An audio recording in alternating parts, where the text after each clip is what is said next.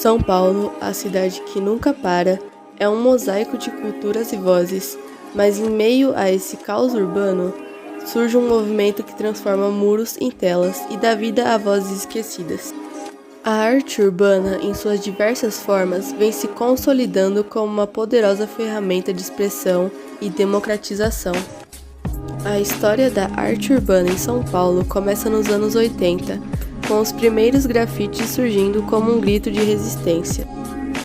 Como surge o grafite em São Paulo e qual seria o seu contexto político? Bom, o grafite ele surge mais ou menos nos anos 80, vamos pensar assim. Porém, isso nós estamos falando desse grafite mais estruturado que tem até hoje, que vocês veem com grandes artistas, com grandes renomes aí, fazendo o seu trabalho. Mas a arte do grafite, que é essa de pintar a parede, de fazer os desenhos, ela é muito antiga, ela é anterior a isso. Mas como discussão política, ela está muito ligada a problemas repressivos, como a ditadura militar e todos os outros, as mudanças de governo, as grandes discussões políticas que a gente tem. E os problemas sociais. Muitos dos grafites, eles demonstram problemas sociais que a cidade está passando. Então, ele tem esse viés, tanto político como social, e essa discussão, ela permeia mais ou menos aí, junto com o hip hop, junto com aquilo que vem também dos Estados Unidos. Então ela vem caminhando e tomando força. Hoje nós temos artistas que trabalham em São Paulo e que trabalham mundialmente o grafite, não só aqui, renomes mesmo internacionais de grafiteiros aqui de São Paulo, tanto homens quanto mulheres.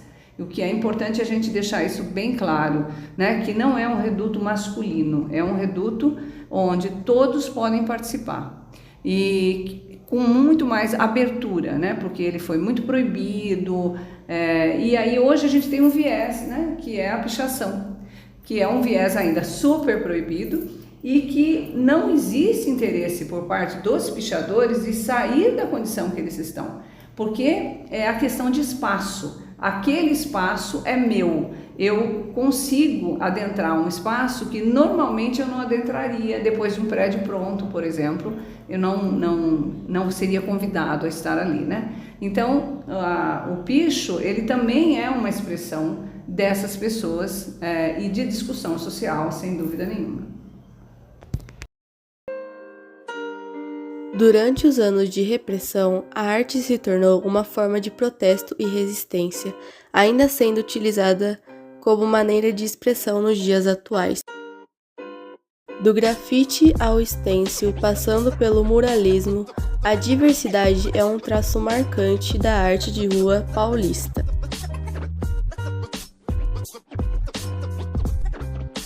Iniciativas como Grafite e Arte Urbana e Projeto Arte Sem Limites buscam envolver a comunidade na criação artística.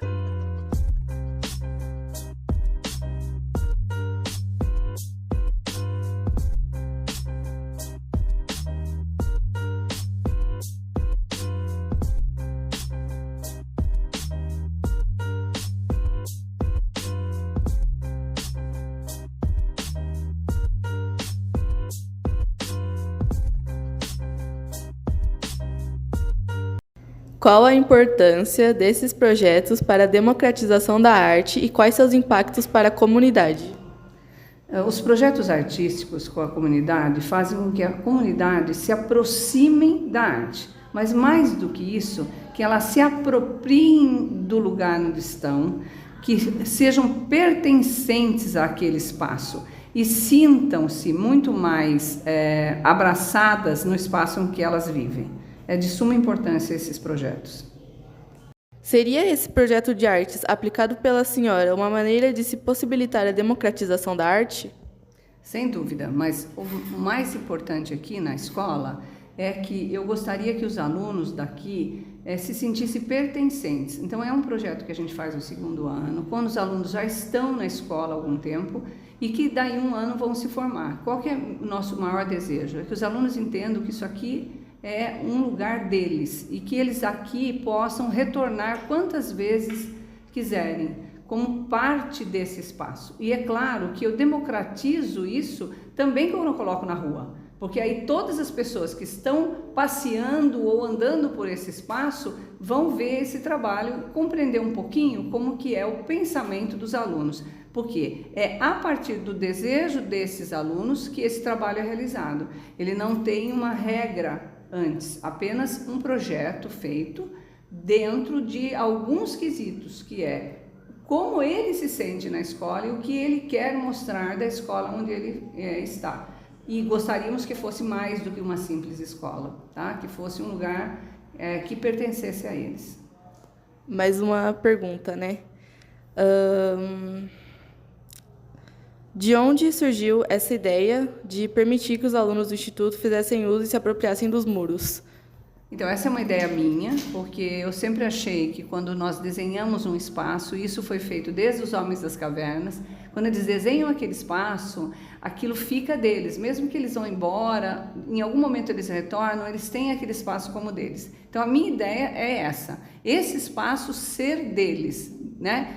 Propriedade deles. E é claro que o muro, tá? De certo modo, a ideia era que toda a escola murada fosse desenhada, que essa apropriação fosse de todo esse espaço. Então, é uma ideia minha que vem aí desde o meu estudo lá da pré-história. Democratização da arte se dá através da inclusão, permitindo que jovens artistas encontrem espaço para se expressar. Apesar do crescimento da arte urbana, ainda há desafios significativos. A repressão e a censura continuam a ameaçar a liberdade de expressão. O que seria a repressão artística? Como ela acontece? Então, a repressão artística é, primeiro, eu destruir aquilo que algum artista fez, é uma repressão artística, né? Pela destruição ou pela não permissão de que a pessoa possa ir ali e apresentar o seu trabalho, tá? Então, isso seria uma repressão. Se a gente parar para pensar, a gente tem uma apresentação que eu fiz hoje para vocês sobre uma obra do Ossário, né?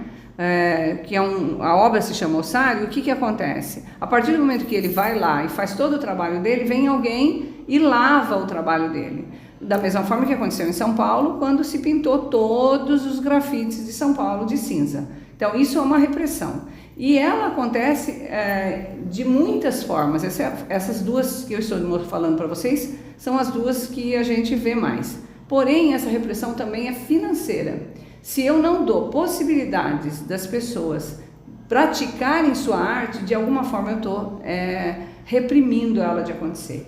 Isso, por exemplo, a gente vê até mesmo nas escolas, né? Quando tudo é reprimido, quando não se pode fazer, quando não tem esse material, né? Quando o poder público também não incentiva ou ajuda os alunos a terem o material necessário para que eles possam, por exemplo, fazer sua produção.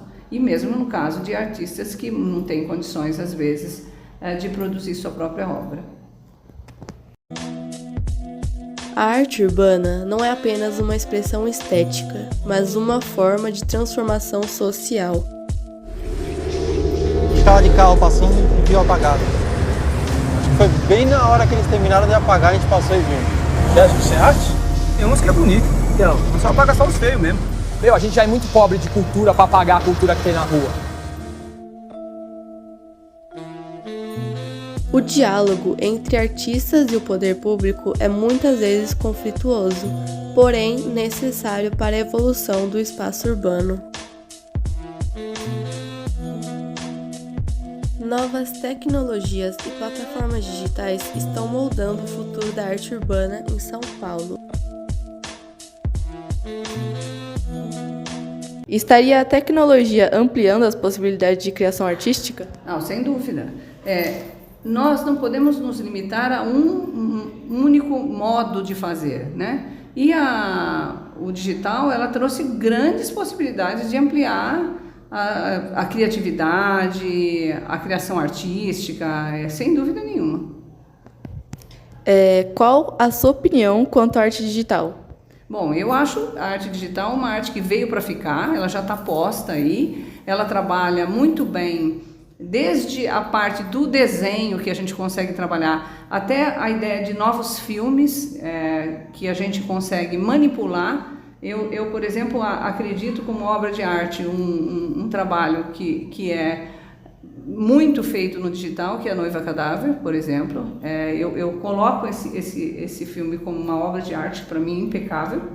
Então essa é uma discussão que não tem mais como voltar, ela só vai caminhar para melhorar cada vez mais e ampliar. Então essa arte digital, mesmo a arte com a luz, com novas formas de percepção do espaço, né? Quando a obra te toma como um todo, sem dúvida nenhuma, muito interessante.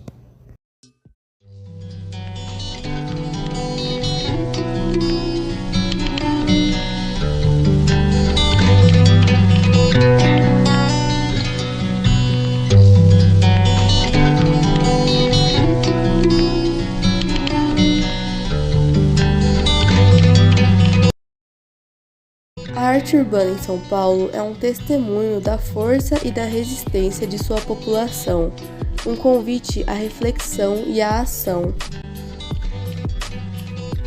As vozes da cidade se entrelaçam em um diálogo contínuo, colorindo as ruas e os corações paulistas.